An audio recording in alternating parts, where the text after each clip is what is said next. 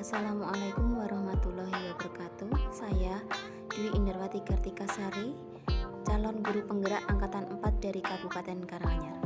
Saya akan menyampaikan demonstrasi kontekstual tentang pengambilan keputusan sebagai pemimpin pembelajaran. Pemahaman calon guru penggerak mengenai pengambilan keputusan sebagai pemimpin pembelajaran dapat kita lihat melalui 4 hal berikut ini. Pertama, bagaimana Anda nanti akan mentransfer dan menerapkan pengetahuan yang Anda dapatkan melalui program guru penggerak di sekolah ataupun lingkungan asal Anda. Sebagai pemimpin pembelajaran, maka saya akan berusaha untuk mentransfer dan menerapkan pengetahuan yang saya dapatkan di program guru penggerak ini, baik di sekolah atau lingkungan asal saya melalui beberapa langkah, yaitu saya akan menyusun rencana program guru penggerak yang akan saya laksanakan di sekolah. Kemudian, saya akan mengkomunikasikan dengan kepala sekolah untuk menyampaikan program-program yang sudah saya susun tersebut. Kemudian, saya akan membagikan apa yang sudah saya dapatkan pada program guru penggerak ini di komunitas praktisi di sekolah saya sebagai kegiatan pengimbasan kepada rekan-rekan guru. Saya juga akan mengajak teman sejawat di sekolah untuk berkolaborasi dalam menerapkan prinsip-prinsip pengambilan keputusan yang efektif sesuai apa yang sudah saya pelajari di modul 3.1. Ketika saya berada dalam situasi dilema etika maupun bujukan moral yang saya alami, maka dalam mengambil keputusan harus berdasarkan pada keempat paradigma dilema etika, ketiga prinsip dilema etika, dan 9 langkah pengambilan dan pengujian keputusan. Kedua, apa langkah-langkah awal yang akan Anda lakukan untuk mengambil keputusan sebagai pemimpin pembelajaran? Langkah-langkah awal yang akan saya lakukan untuk memulai mengambil keputusan berdasarkan pemimpin pembelajaran adalah sebagai berikut. Pertama, saya terlebih dahulu akan menganalisis dan menentukan apakah masalah yang saya hadapi termasuk ke dalam dilema etika atau bujukan moral. Saya menentukan paradigma apa yang ada pada permasalahan tersebut. Paradigma yang terjadi pada situasi dilema etika bisa dikategorikan sebagai berikut, yaitu individu lawan masyarakat atau individual versus community, rasa keadilan lawan rasa kasihan, justice versus mercy, kebenaran lawan kesetiaan, truth versus loyalty, jangka pendek lawan jangka panjang, short term versus long term.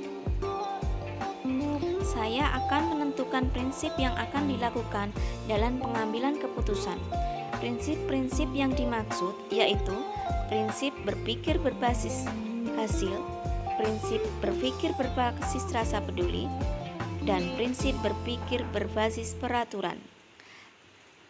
Saya akan menguji keputusan yang saya ambil melalui 9 langkah pengambilan dan pengujian keputusan.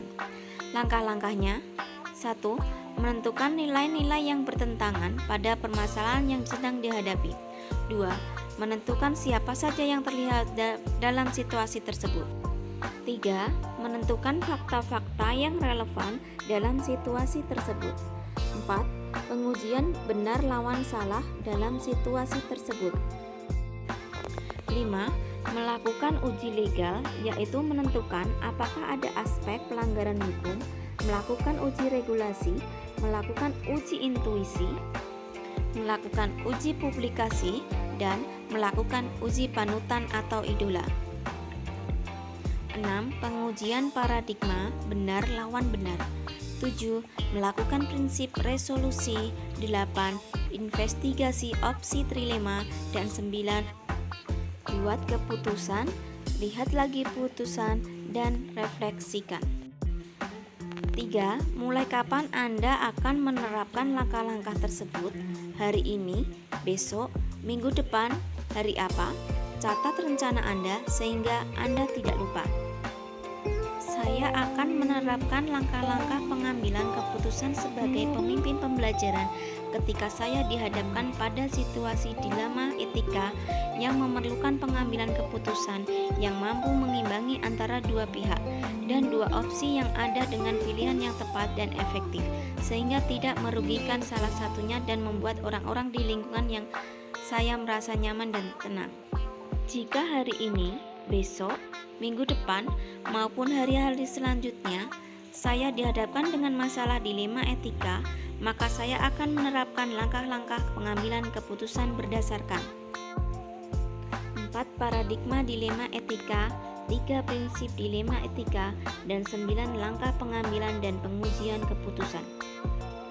Harapan saya tentunya ketika saya dihadapkan pada situasi dilema etika, saya dapat melakukan pengambilan keputusan dengan menerapkan langkah-langkah pengambilan keputusan yang kesemuanya berdasarkan 4 paradigma dilema etika, 3 prinsip dilema etika, dan 9 langkah pengambilan dan pengujian keputusan.